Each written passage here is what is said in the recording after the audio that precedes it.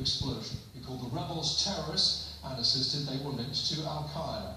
Our Middle East editor, Jeremy Bonner, has more detail.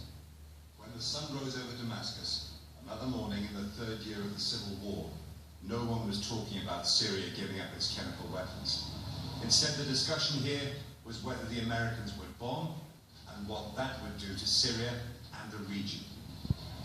President Assad gave an interview to the American network CBS, denying Syria had used chemical weapons and, without specifics, warning that the US might face retaliation. You would expect everything. Now, not necessarily through the government. It's not only the governments are not the only player in this region. You have different parties, you have different factions, you have different ideology. You have everything in this region now. It's difficult for anyone to tell you what's going to happen. It's an area where everything is on the brink of explosion. You have to expect everything. In Damascus, the civil war ground on, with the president's forces shelling suburbs held by the rebels. And then the news came through from Moscow that Syria would accept the Russian proposal to get rid of its chemical weapons. I declare that the Syrian government is welcoming this proposal to save the lives of our people. We trust the judgment of the Russian leadership to stop an American attack on our country. A senior Syrian official told me that the proposal was a win-win for all sides, a faith-saving way out of the crisis. And the Syrians know it will make it harder for the White House to win the vote for military action. So might the violent events in Malula, a place of Christian pilgrimage not far from Damascus.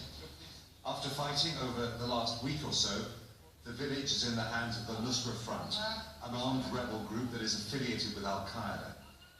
The Christians of Malula, and many of the Muslims, fled. In Damascus, the men of Malula were consoled by the Greek Catholic Patriarch. Malula is known to all Middle Eastern Christians because its people still speak Aramaic, the language they believe was spoken by Christ.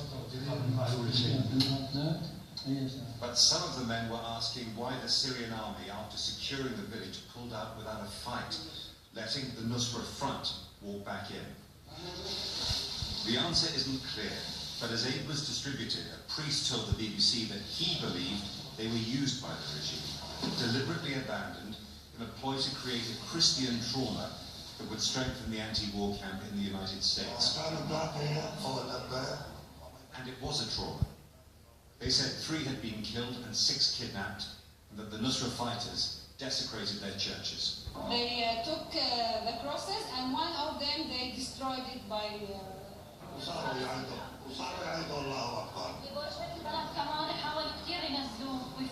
And there is a statue for Our Lady, and they tried also to destroy it. I don't know what they are fighting for actually, but they are against Christian now in Malula. They were registered at the Church for Relief Aid, the latest of more than 4 million displaced by fighting in Syria in this war. It's not easy to leave your village.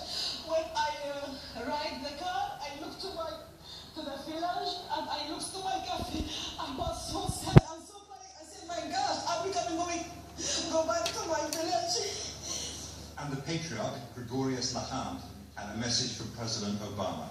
It is enough. Have pity on us. Have mercy on us. Not God. No, we big. So you're saying no bombing, don't bomb? No bombing, no bombing, no bombing. Do you think then, by bombing, Obama would help Nusra and Al-Qaeda? He will make more chaos and will our victims. Chaos is more important and more dangerous than chemical, than Nusra, than Al-Qaeda, because everything is alone, everything is worse and worse and worse. These people getting emergency rations who've just lost their homes are not interested in the kinds of arguments being put forward by President Obama for military action. They believe it could even make matters worse and might end up benefiting the jihadists from whom they fled for their lives. As the people of Malula face very different lives, Syria waits for Obama's choice: to take the Russian plan to remove chemical weapons seriously, or to keep pushing for an attack. Jeremy Bowen, BBC News, Damascus.